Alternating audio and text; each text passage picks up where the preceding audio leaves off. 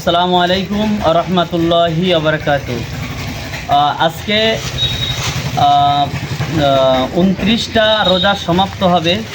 তো আগামীকাল ঈদ উল ফিতর, সেই ঈদ উল ফিতরের শুভেচ্ছা আমরা আল হিলাল ইসলামিক এডুকেশনের পক্ষ থেকে সমস্ত স্টাফ যারা এখানে আছেন বা আমাদের গাড়ি চালক বা ড্রাইভার যারা আছে সবাইকে ঈদ উল ফিতরের শুভেচ্ছা জানাই।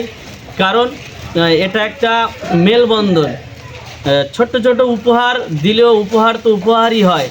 তো যাই হোক, আমাদের সমস্ত শিক্ষিকা বা স্যার, আমাদের ড্রাইভার যারা আছেন সবাইকে আল হিলালের পক্ষ থেকে অ্যাডভান্স ঈদের শুভেচ্ছা জানিয়েছি। সেই সাথে সাথে আমরা কিছু আফাদের জন্য বরকা আছে, হিজাব আছে, আর আমাদের ড্রাইভার যারা আছে বা আমরা যারা আছি আমাদের সকলের পাঞ্জাবি গিফট করা হলো হাদিয়া স্বরূপ।